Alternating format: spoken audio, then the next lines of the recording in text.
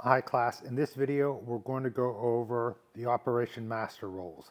They used to be called flexible single master operation roles, but now they're just called operation roles. So this kind of has an old title to it.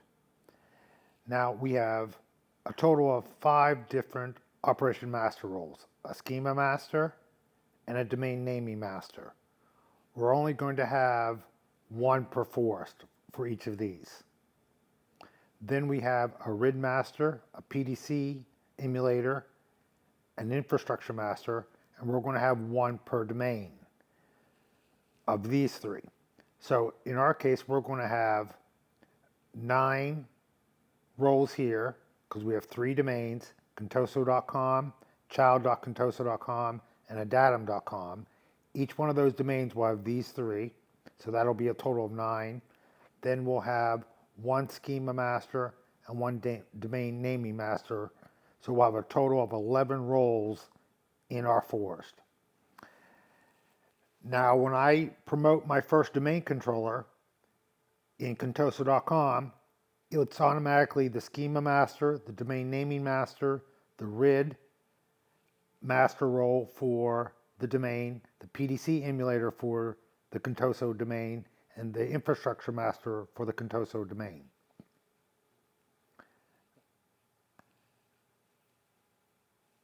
I'm going to pull up the map.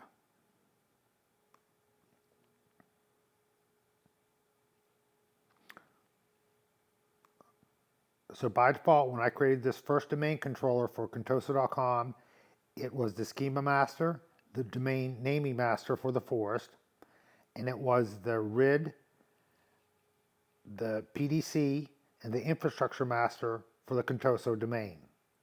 When I promoted the first DC in the child domain, it became the RID, the PDC, and the infrastructure master for the child domain. When I promoted the first domain controller in adatum, it became the RID, PDC, and infrastructure master for the adatum domain. Now I'm going to go over and describe what those roles do. The PDC is called a primary domain controller. It has several functions. Back in the day, the Windows NT 4.0 days, we had primary domain controllers, and then we had backup domain controllers, PDCs and BDCs. The PDC was the only machine, and there was only going to be one for the entire network, that was rewritable, meaning you could create user accounts there, you could set passwords there, you can make changes on that domain controller. All the other domain controllers in the domain were just copies, and you couldn't make changes to those domain controllers. You could only make changes to the PDC.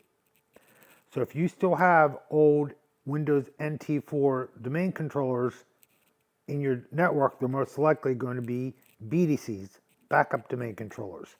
And so you needed one machine that they could copy from, and that's what this machine would do. It would be the PDC emulators for those old NT4.0 BDC domain controllers.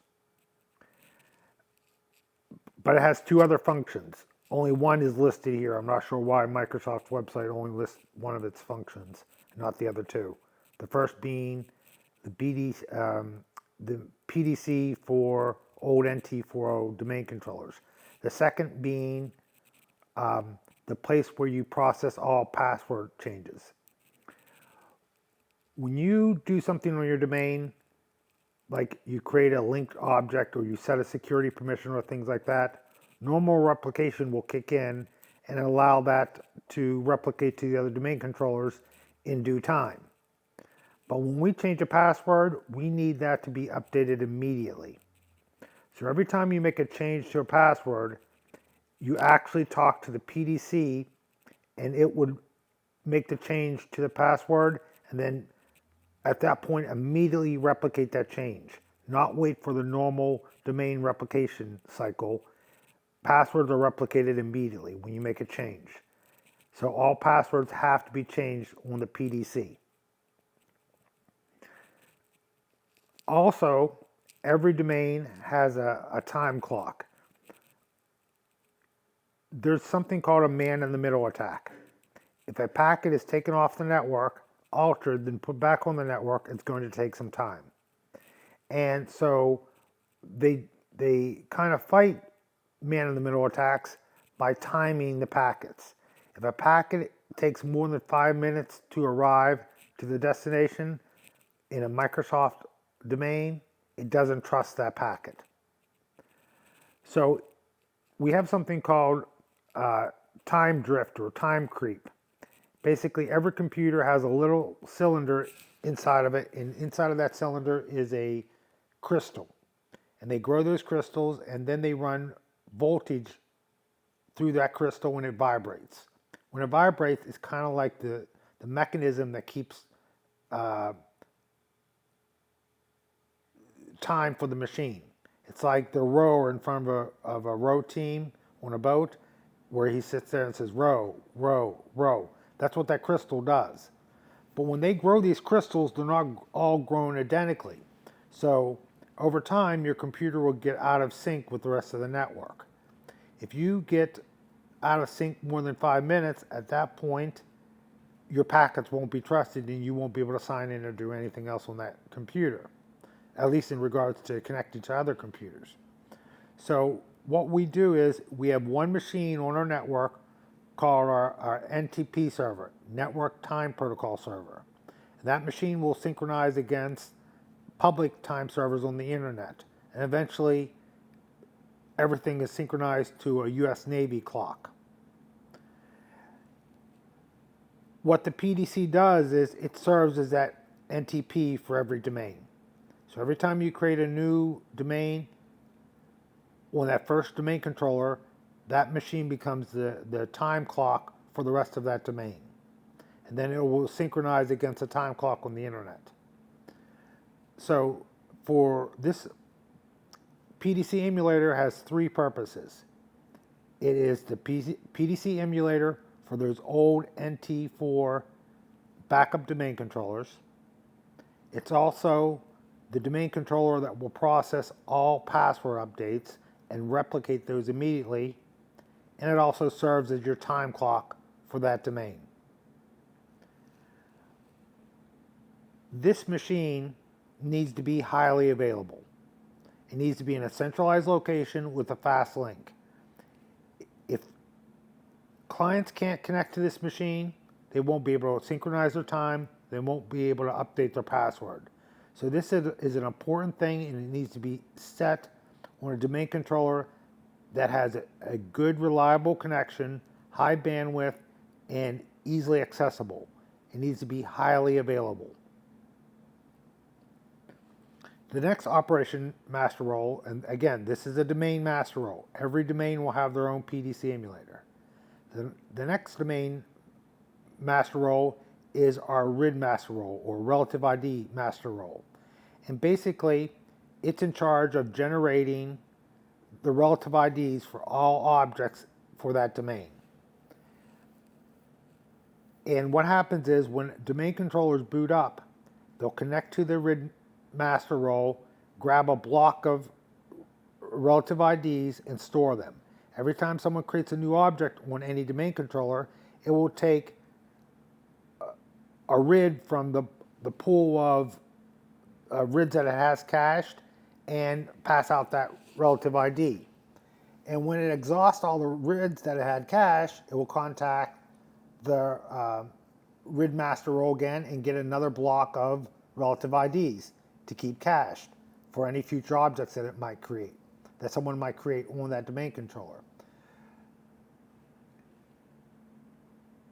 If the RID master role goes down and the other domain controllers still have RIDs in their cache, you won't be aware that the RID master role is down. It's not until one domain controller exhausts all its RIDs, and at that point will not be able to create any new objects. They'll get a RID error when they try to create a new objects. So this role needs to be relatively highly available. I wouldn't put this on some remote satellite site with a slow link. It needs to be relatively highly available, I would say. And again, we can move these roles. By default, I showed you where they were located. Like the PDC, the RID, and the infrastructure master was located on this machine initially, but we can move it to any domain controller that we want.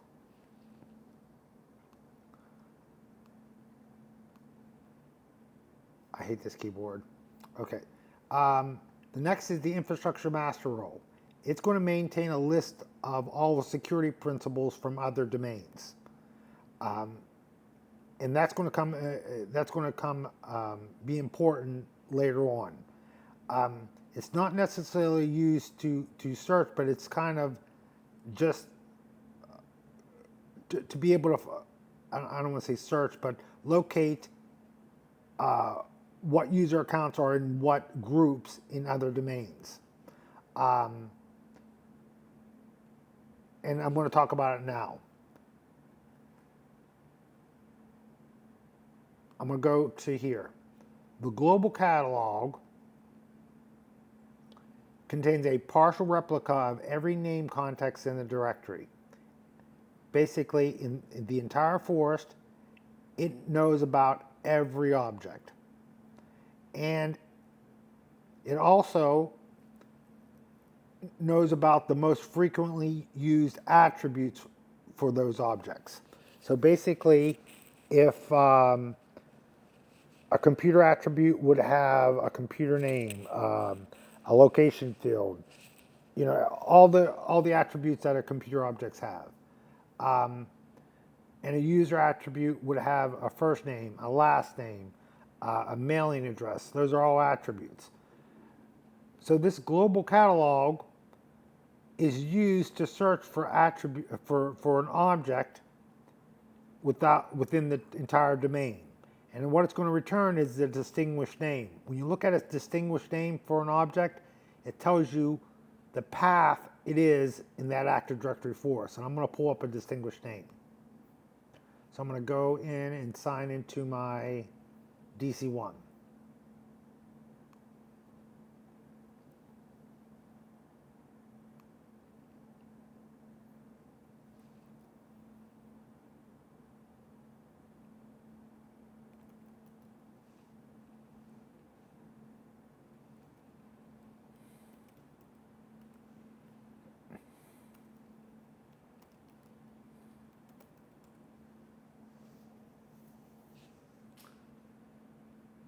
When it comes up, I'm going to launch Active Directory Users and Computers.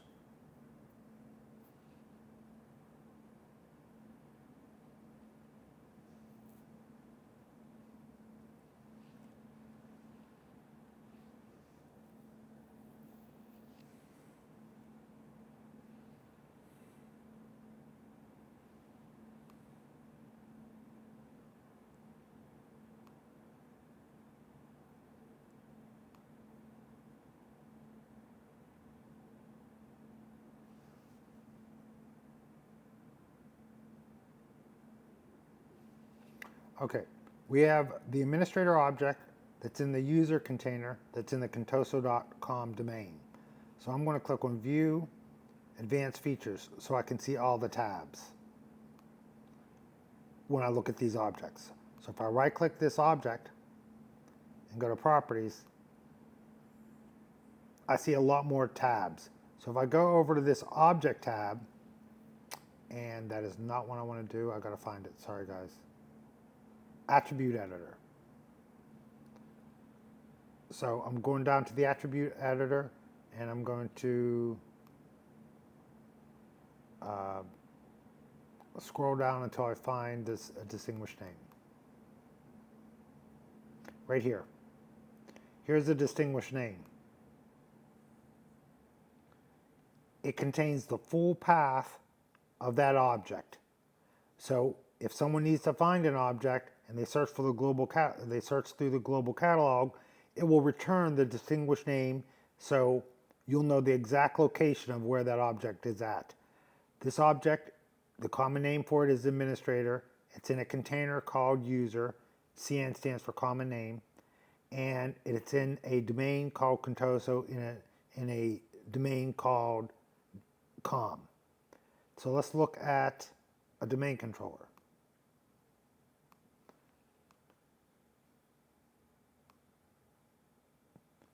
I'm going to go to Attribute Editor. I'm going to go look at this distinguished name. Right here. The common name of this object is called parent-DC4. It's in an OU called domain controller, so we can see that right there. This is a container. This is an OU, if you can see the different icons.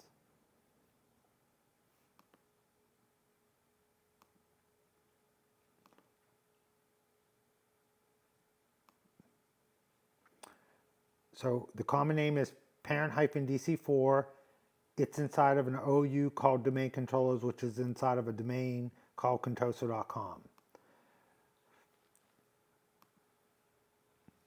So the global catalog holds a full replication of all the objects throughout the entire forest in most attributes. Guys, and I won't swear to this, I believe it knows about all attributes for the domain that it's in and most attributes for every remote domain. So if I had a global catalog on this machine here, it would know about all attributes for all objects in the contoso.com domain. And it would know about all objects for both tree and child domain, but only most attributes, the commonly used attributes, not all the attributes. So this global catalog can hold a lot of data. Also, in our next lesson, we're going to talk about universal groups. The complete universal group memberships are also stored in the global catalog. So if you have too many global catalog, you're going to generate a lot of replication traffic. Right now, our network is relatively small. If we have all of our domain controllers as global catalog, it's not going to have an effect. But if you put in a production network and you set up all of your domain controllers as global catalog, I think it's just going to have a negative impact on your production network. But the reason why I'm talking about the global catalog right now in conjunction with the infrastructure master is they both kind of maintain the same thing. In a multi-domain environment like we have right now, we have 3 domains. If the global catalog is on the same machine as the infrastructure master, the global catalog will be tricked into thinking it knows more about the local domain than it does, when in fact it's just reading data from the infrastructure master and it's not stored in the actual global catalog. So when other people in other domains try to query the global catalog, they won't find out, they'll be missing information about objects in the domain that the global catalog is stored on. So in a multi-domain environment, you never want to put your global catalog on an infrastructure master unless all your domain controllers are global catalogs. If all your domain controllers are global catalogs, it won't be a problem. You'll be able to find objects easily. But again, I told you, if you have too many global catalogs, you're going to be generating a lot of unnecessary replication traffic. If you remember on the video where I was creating the tree domain, how we couldn't find the parent domain, the solution I came up with was we never moved the infrastructure master. Because the domain was, the forest was so small, I thought it would actually work and it didn't. That was a mistake on my part. Maybe I did it intentionally, maybe I didn't. That's for you to decide. But that's the reason why our tree domain wouldn't come up. I think if we had created it instantly right after we created our parent domain, our contoso.com domain, and didn't wait a day, I think it would have worked, because that's the way I would have done it in class. But the solution was go through and turn on all machines to be global catalogs, or move the infrastructure master to another domain controller in that domain that doesn't have a global catalog. For some people, I did the global catalog tricks. For other people who were needing help, I did the infrastructure master trick. So I'm going to go back to my parent DC, and I'm going to go into Tools, Sites and Services.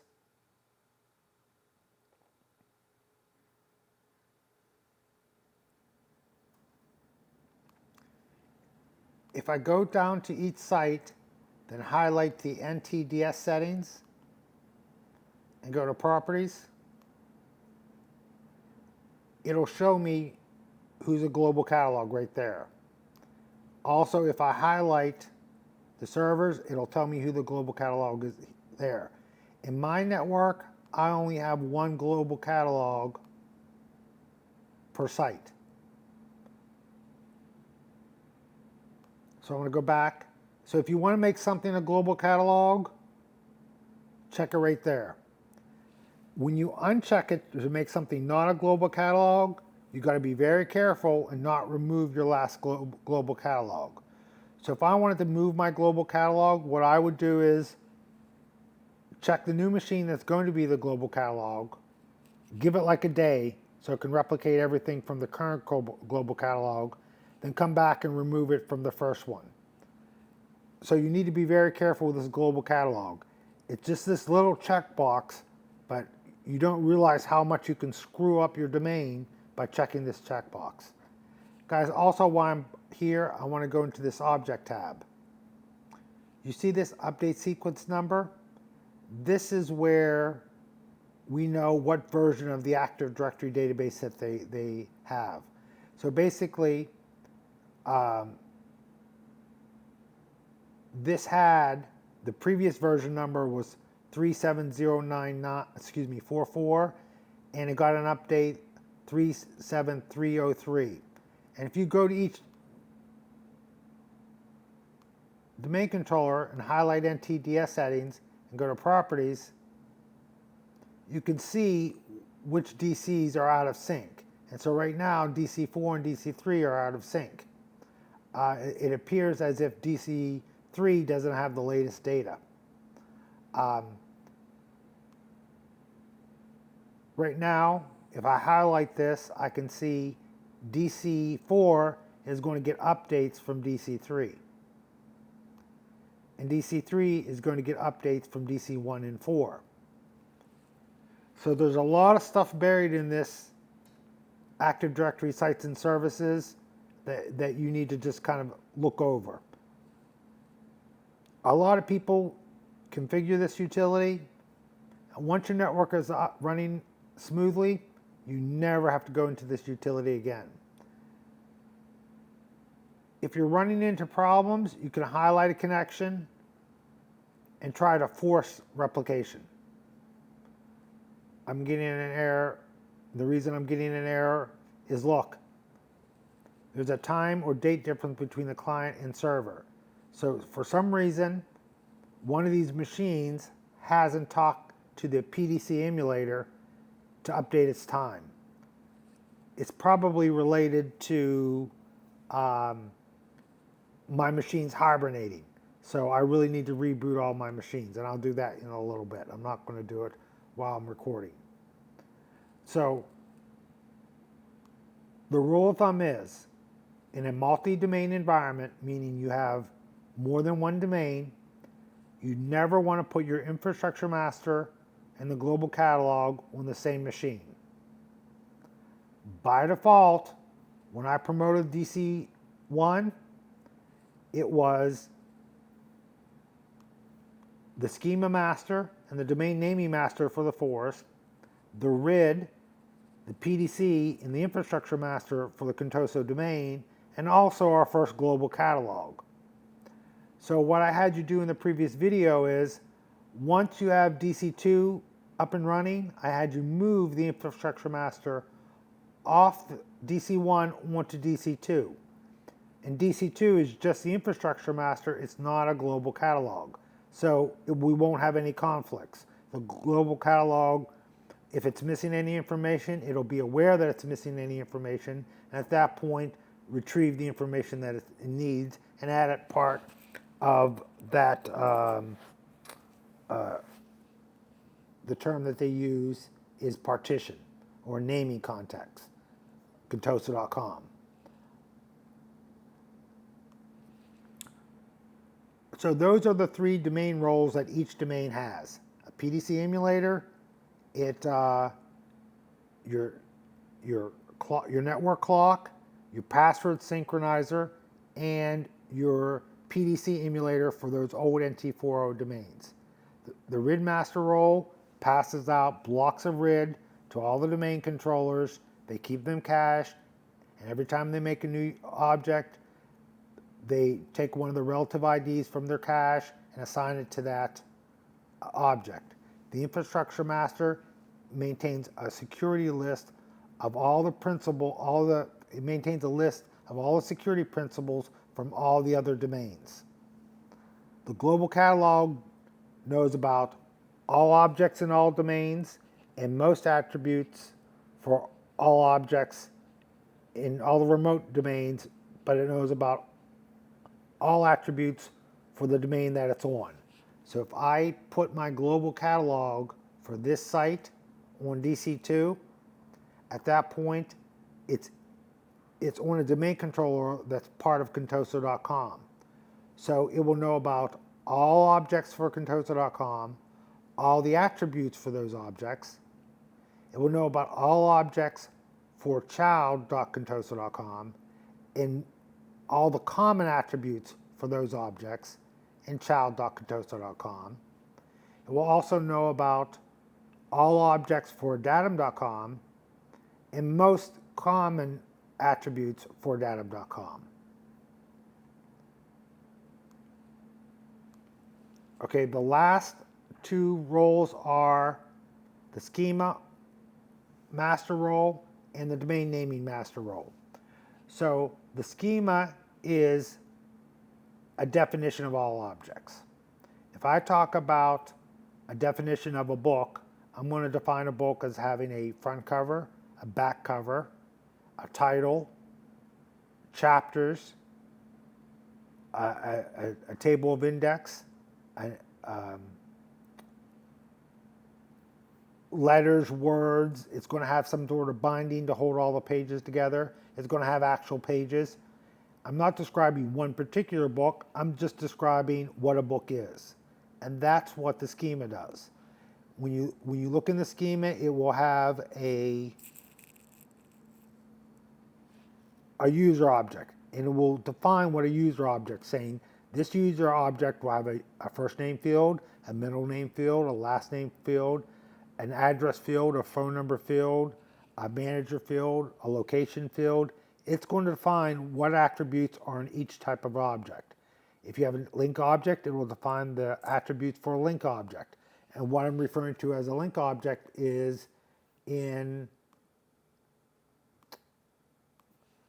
do that. See guys, I didn't log out of ACE-IT properly, so that's why I have this black screen, this white screen, because I just closed it out.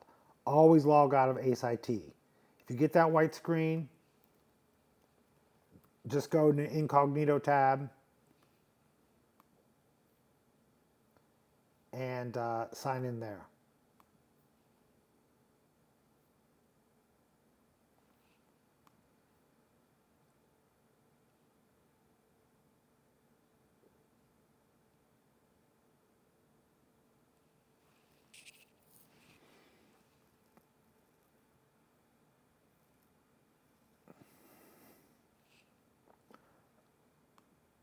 I'm going back to DC1, and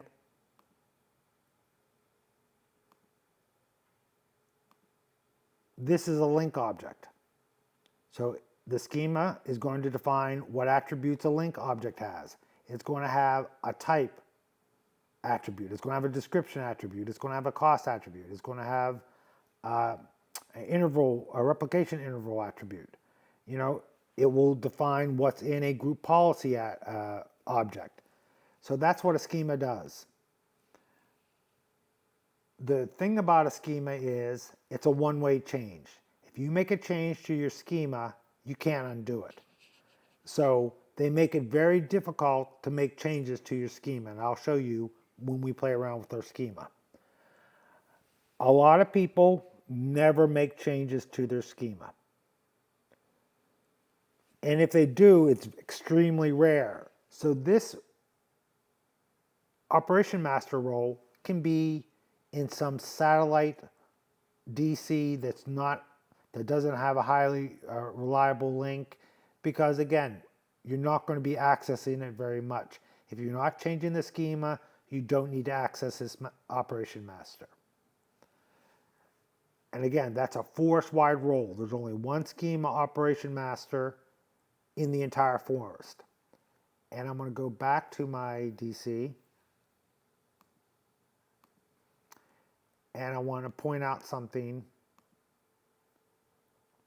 that I've talked about before, but I want to point it out in relationship to what we're talking about.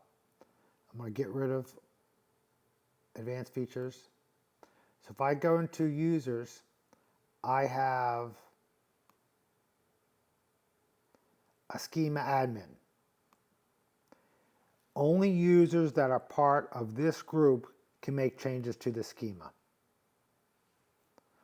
So that's the purpose of that group. Only those users can make changes to what defines an object. Okay, our last force-wide operation master role is a domain naming master. It's responsible for setting up a domain name.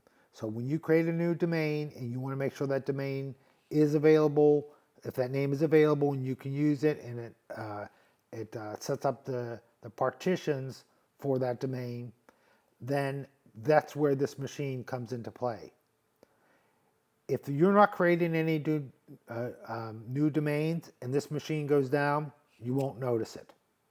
So it doesn't need to be highly available. It could be on a remote site with a slow, unreliable link, and you probably won't have any issues. The only time that this will come into play is when you're creating new domains. So I'm going to go and show you how to move these operation master roles. So I'm going to go to my DC. To look at the operation master roles for the RID, PDC, and the infrastructure master, I'm going to highlight the domain, right-click it, and go to operation master. So here's my RID, my PDC, and infrastructure master. Guys, I'm getting timeout issues because I really need to reboot everything. But actually, I'm going to pause the video and reboot everything so I can properly show you this. Okay, I rebooted all the machines. I signed back into DC1. For some reason, this is still showing advanced features. So I'm going to highlight my domain, right-click it, go to Operation Masters. And it shows me the RID, PDC, and the Infrastructure Master. My Infrastructure Master, I moved over to DC2.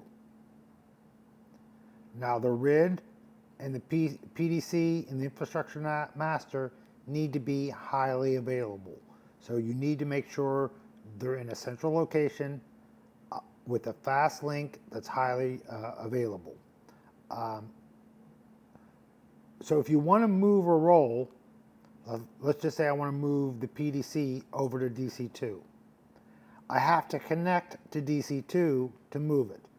I have two choices. I can go sign into DC2, or when I open this utility up, it automatically connects me to the DC that I'm on.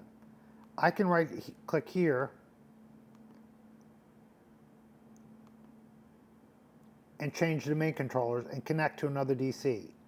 So let's say I want to connect to DC2. So now I'm connected to DC2. When I go in here and go to Operation Masters, and I want to move the PDC, I can move it from 1 to 2.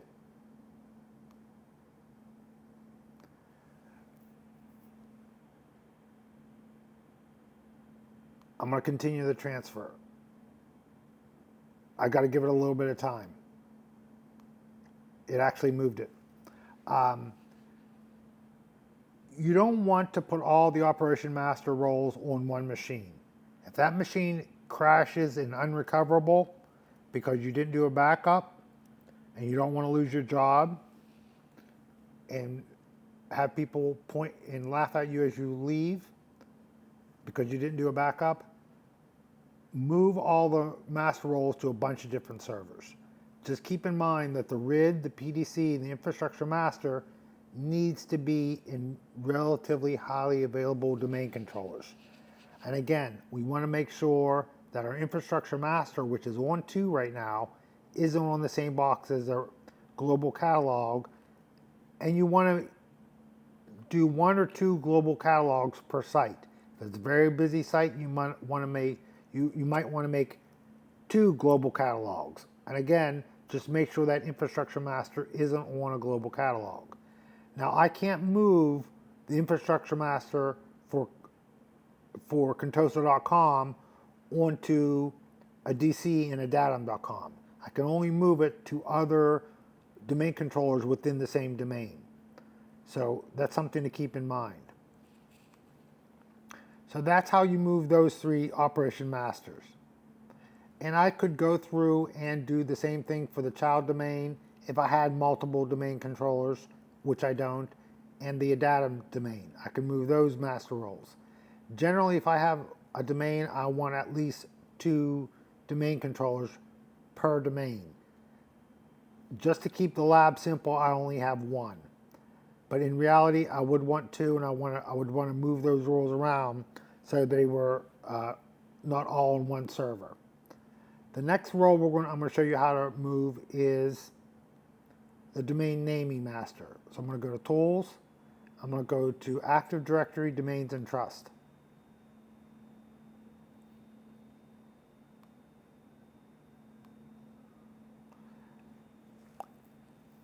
In a Microsoft domain, in a Microsoft forest, there's an automatic trust between domains, meaning I could have a user from the Datum domain sign into a workstation on the Contoso domain.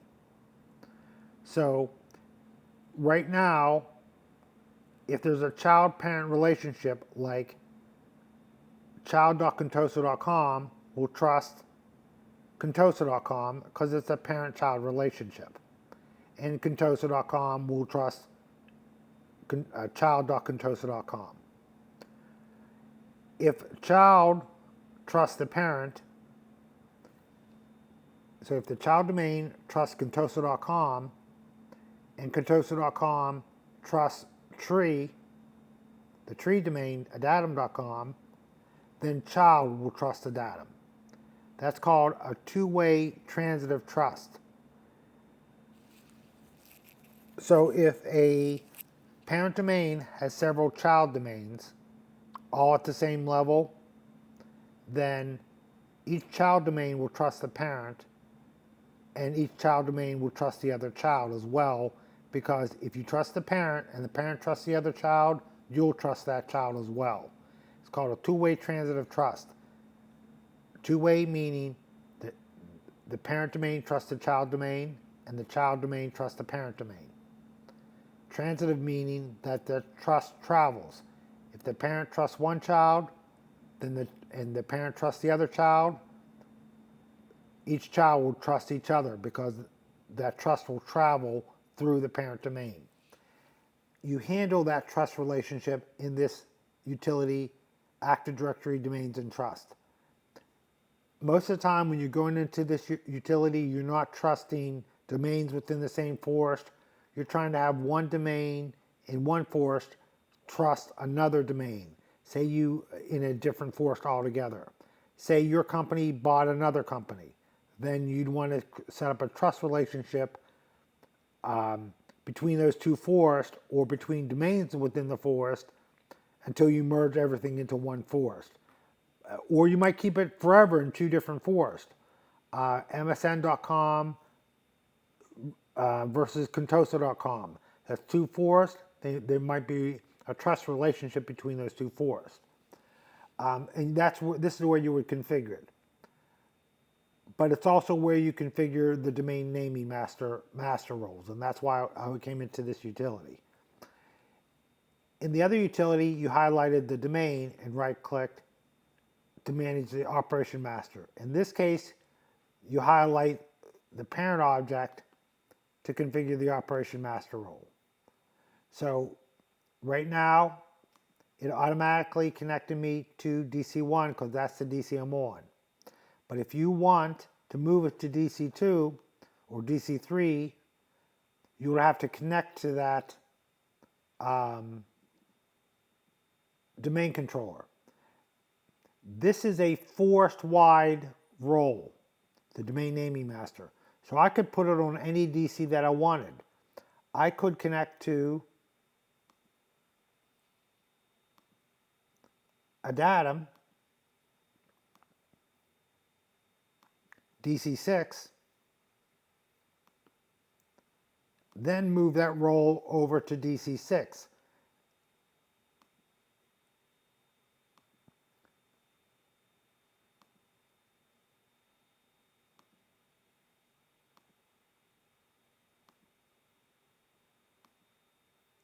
I'm going to try to do it from the other direction. I'm going to go to DC6 and sign in from there.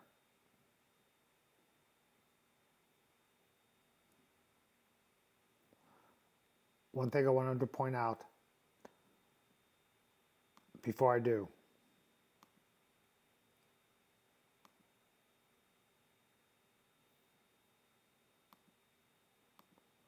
Which account can make new domains? The account that's a part of this group, which by default is the admin account for the Contoso domain. So only enterprise admins can make new domains. Incidentally, the only user account that can move the domain naming master also is the enterprise admin. Sorry, there's a blade of grass moving in my backyard and my dog thinks it's a murderer, so he's growling. Okay, Timmy, stop. So I'm going to sign in as the enterprise admin because I don't want to sign in as my domain admin for a datum because I won't be able to move that operation master. I have to sign in as an enterprise admin. So I'm going to sign into Contoso / administrator.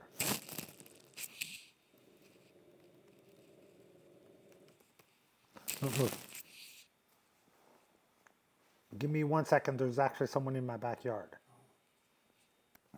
Sorry, so I'm signing in as the domain admin on the Contoso domain. Excuse me, on the Adatum domain. There was a kid in my backyard, I guess, cutting through the yard because he was fishing at the lake.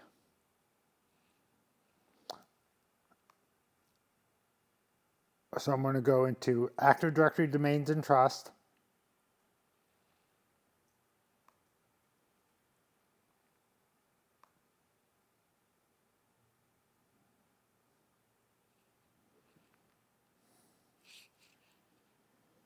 I'm going to pause it for a moment. I'm going to say, who am I? To show you that I'm signed in as the enterprise admin. I'm going to right click the title inside of Domains and Trust and go to Operation Master. Then I'm going to try to click Change. Sometimes when you're trying to connect remotely, it doesn't move it. But so I just jumped over to that DC I wanted to move it to. So again, it's not necessarily that you move this role, but in an actual production network, I wouldn't put all my roles on the same box. Right now I have 3 roles here, the RID, the PDC, and the infrastructure master for the child domain. I can't move those any other places because I only have one DC, which is wrong. For the adatum.com, I have 3 roles here. The PDC, the infrastructure master, and the RID for adatum.com. And again, I can't move it because I have no other domain controllers for the Adatum domain. I moved the infrastructure master over to here. I moved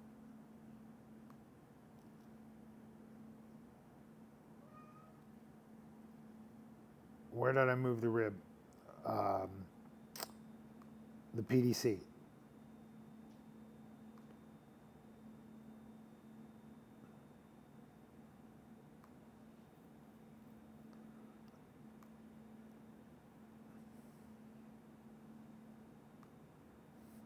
So the PDC I moved to DC2 for Contoso.com. The infrastructure master I moved to DC2 because it didn't have a global catalog, and the RID I left on DC1. The domain naming master I moved to a different domain controller in a different domain. So I moved it to DC6, which is in the adatum.com. Now the only role I have left is the schema master. And you notice there's no tool in here referring to the schema master.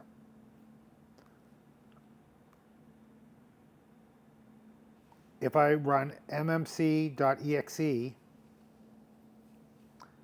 Microsoft Management Console,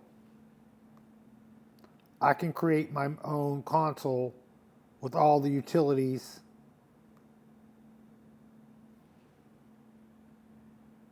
in one console if I want it. I can create my own customized console.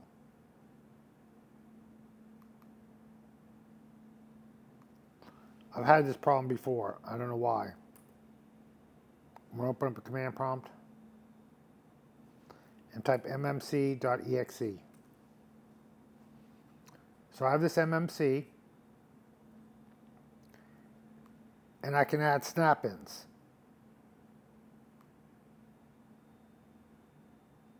I can add one for domains and trusts, sites and services. I can add Active Directory users and computers. I can add one for DNS. You know, when we install a piece of software and that little pop-up comes up and saying, would you like to add this feature?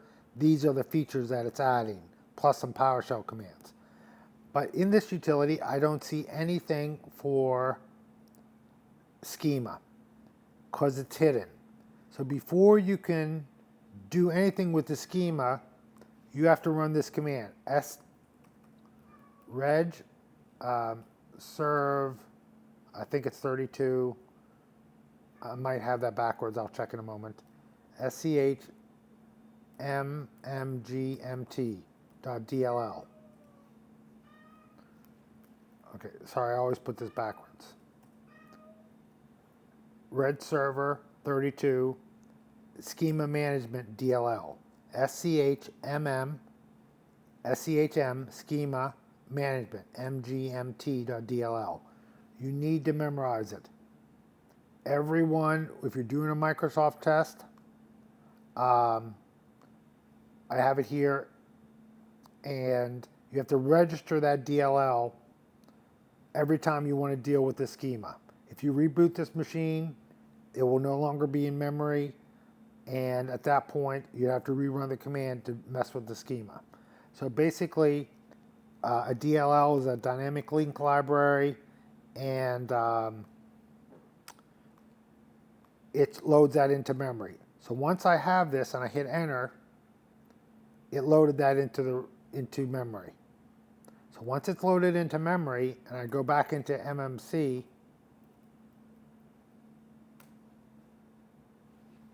I now have a snap-in for the schema right there. It's hard to see. Click add, and click OK. So now I can manage my schema.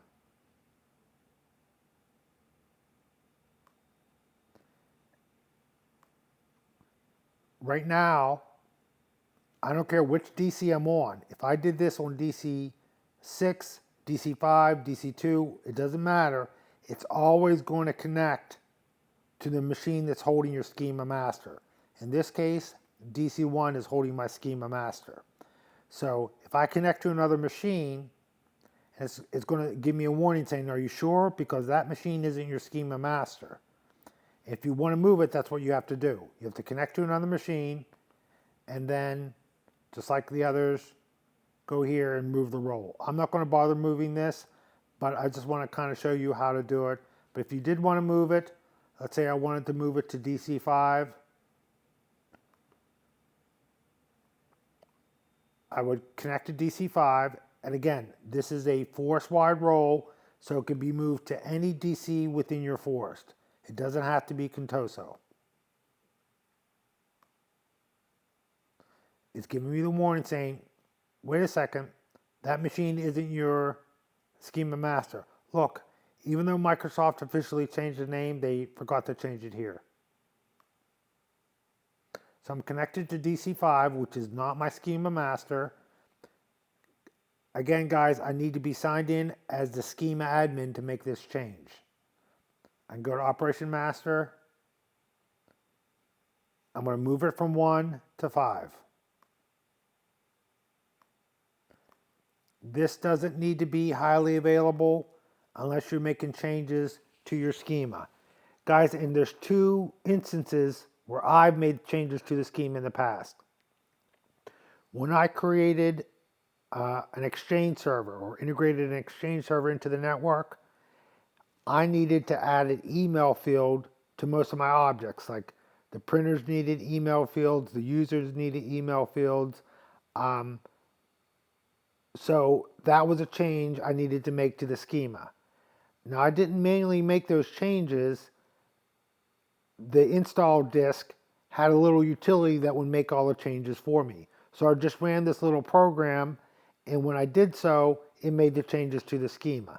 I just had to run that program on my schema master and be signed in as the schema admin.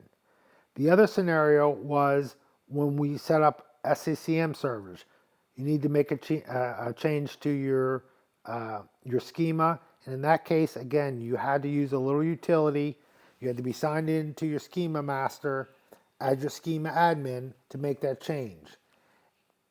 And just, guys, this is, I don't know any mere human that would be able to make changes here. So basically, an address book container would contain a description, a display name. These are all the attributes that they have. I'm not going to mess with it because all you're going to do is just mess it up. You can't undo a change once you've made a change. So when you make a change, it's a change that's made for good. Every company should have a board of directors. And if you're a network admin, before I made a change to the schema, because you could crash your entire forest, I would make sure that that board of directors did a vote on it before I made the change. So I mitigate the responsibility from me and pass it on to the board of directors, saying if they want me to have an email server, I need to make a change to the schema. You need to authorize that change. So this is not something a change I would make willy-nilly. I would get a board of directors involved before I made their change and made them take a vote and have them give me the order to make that change. Okay, guys, the only change that I really want you to make is to make sure your infrastructure master is not on the same box as the global catalog. In my case, my DC1 is a global catalog, and I moved the infrastructure master to DC2.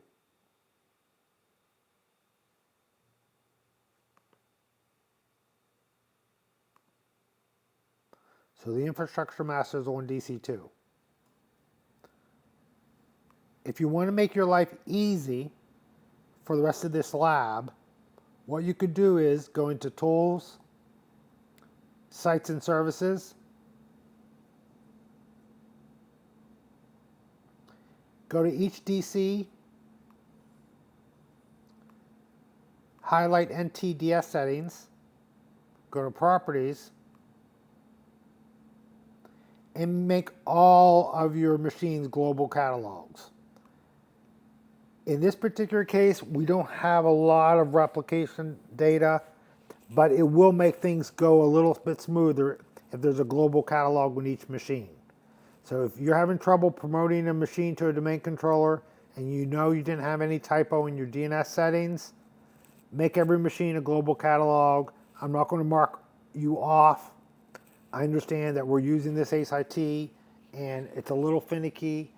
We're also hibernating these machines at night, which in a real production network we wouldn't do. So if you wanted to do that global catalog trick to make everything run a little smoother, I would have no problem with it. Okay guys, the next time that we talk, I'm going to be creating some groups so we can access resources across multiple domains. And this is probably the group thing that we're going to discuss next is probably the biggest mistake I see network admins doing, is they don't understand how to create groups properly. They just create a group, hope it's the right type of group, and see if it works. So we're doing groups next time we meet. So that's it for this video. I will see you when I see you. Oh, one other thing, guys. Please keep social distancing. I cannot stress to you enough. Stay home. My daughter, my oldest daughter, just rented an apartment. And during this whole thing, she's never slowed down. She's going out to bars, going out to eat, hanging out with her boyfriend. Well, she has COVID-19 now. She is not deathly ill. She has no breathing problems, but she is absolutely miserable. I cannot tell you how miserable this woman is. So I know a lot of young kids are saying, oh, it's not going to kill me. You know, it'll be just like the flu. Trust me, it is nothing like the flu. Her eyeballs hurt. Have you ever been sick where your eyeballs hurt? Any light hurts her. Please stay home. It's not worth it. Okay? I will see everyone in the next video. Thank you.